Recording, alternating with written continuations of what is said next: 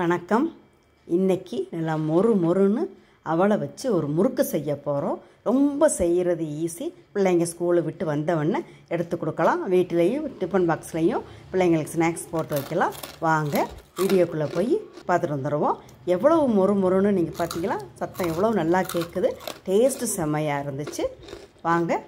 இதுக்கு அரை கப்பு அவல் எடுத்திருக்கேன். வெள்ளை அவல் எடுத்திருக்கேன். இதை லேசாக வறுத்து எடுத்துக்கோங்க.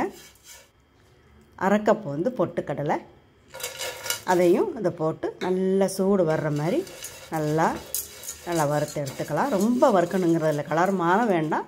நல்லா சூடு ஏறினா போகிறோம். இதை நல்லா இறக்கி வச்சுட்டு நல்லா ஆற விட்டு நல்லா ஆறிடுச்சு பாருங்கள். இப்போ மிக்சர் ஜாரில் போட்டு நல்ல பவுடராக ஆயிரும். வறுத்துருக்குறோம், அதனால் நல்ல நைஸாகவே கிடைக்கும். இப்போ இது ஒரு பவுலில் ஜலிச்சு எடுத்துக்கலாம். ஒரு பொட்டுக்கடலை அது அரைக்காமல் கிடந்துச்சுன்னா முறுக்கு நல்லா இருக்காது. சலிச்சு எடுத்துக்கலாம். அதே அரை கப்பு அது ரெண்டும் போட்டோம். ஒரு கப்பு பச்சரிசி மாவு, வீட்டில் இருக்க அரிசி மாவு தான். அதை போட்டு சலிச்சு எடுத்துக்கோங்க. இதுக்கு எள்ளு, கருப்பு எள்ளு போடுறேன். ஜீரகம் போடலாம், ஓமம் போடலாம், எது வேணாலும் போட்டுக்கலாம். தேவையான உப்பு போட்டுக்கோங்க. மிளகாத்தூள் போட்டுக்கலாம். நான் மிளகுத்தூள் போடுறேன். மிளகாத்தூள் போட்டுக்கலாம், எது வேணாலும் போட்டுக்கலாம். 2 டீஸ்பூன் வெண்ணெய் போட்டுக்கலாம். ரொம்ப போடக்கூடாது, 2 டீஸ்பூன் போட்டால் போதும். முதல்ல வெண்ணெய் உப்பெல்லாம் எல்லா பக்கம் மாவில் மிக்ஸ் ஆகிற மாதிரி நல்லா முதல்ல பிசைஞ்சு விட்டுக்கலாம்.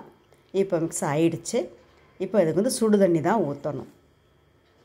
நல்லா சுட்ட தண்ணி இப்போ ஊற்றிட்டு கை வைக்க முடியாது. அதனால் ஒரு கரண்டியை வச்சு நம்ம நல்லா கிண்டி விட்டுக்கலாம். கொஞ்சம் கொஞ்சமாக தண்ணியை ஊற்றி இன்னும் கொஞ்சம் தண்ணி ஊற்றிக்கலாம். நம்ம சப்பாத்தி மாவு, முறுக்கு மாவு பிசைகிற அளவுக்கு தண்ணி நம்ம வேணுங்க தண்ணி ஊற்றி இப்போ கொஞ்சம் ஆறி இருக்கும். இப்போ பிசைஞ்சு பார்க்கலாம். இப்போ மாவு வெதுன்னு இருக்குது. நல்லா பிசைஞ்சு விட்டுக்கலாம். செய்கிறது ரொம்ப ஈஸிங்க. வீட்டில் இருக்க அவளை பொட்டுக்களை வச்சு அருமையான டேஸ்டியான மொறுன்னு முறுக்கு செஞ்சிடலாம். பிள்ளைங்க வந்தோடனே எடுத்து கொடுக்கலாம்.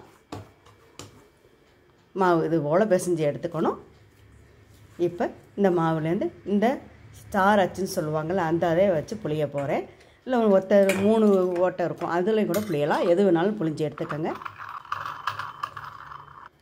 அடுப்பு எண்ணெய் காஞ்சிருச்சு. தினோடு போட்டு பார்க்கலாம். முதல்ல போட்டோடனே புஷ்ஷுன்னு மேலே வருது, காஞ்சிருச்சு. இப்போ இது இந்த மாதிரி புளி ரொம்ப ஈஸியாக தான் இருக்குது. புளிஞ்சு விட்டு சின்னமாக கட் பண்ணி போடுங்க. இவ்வளோ முறுக்கு மாதிரினாலும் புளிஞ்சு போட்டுக்கலாம். முறுக்குக்கும் நல்லா புளிய வரும். இந்த மாதிரி கட் பண்ணி போட்டு விடுங்க.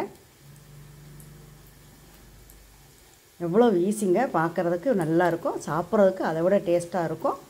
ரொம்ப ஈஸி முறுக்கு. நீங்கள் ஒரு முறை ட்ரை பண்ணி பாருங்கள். வெந்தது மேலே வந்ததுக்கப்புறம் திருப்பி விடலாம். இதில் ஒன்று பச்சை தண்ணி ஊற்றிடாதீங்க. புளிஞ்ச ஒன்றுமே எண்ணெயில் எல்லா இதுவும் கரைஞ்சி போயிடும். இந்த மாதிரி நல்லா சத்தம் கேட்குது. இப்போ நல்லாவே வெந்துருச்சு பாருங்கள். இப்போ பாருங்கள், முறுக்கு மாதிரி புளிஞ்சிருக்கேன் பாருங்கள். அருமையான டேஸ்டியான ரொம்பவும் எளிமையாக செய்யக்கூடிய அவல் முறுக்கு பாருங்கள். ஒன்று எடுத்து சாப்பிட்டு காட்டுறேன் பாருங்கள். எவ்வளோ கேட்குது பாருங்கள். நல்லா சத்தம் எவ்வளோ நல்லா கேட்குது. மொறுன்னு. நீங்கள் செஞ்சு பார்த்துட்டு எப்படின்னு கருத்துக்க கமெண்ட் பாக்ஸில் பதிவு பண்ணுங்கள்.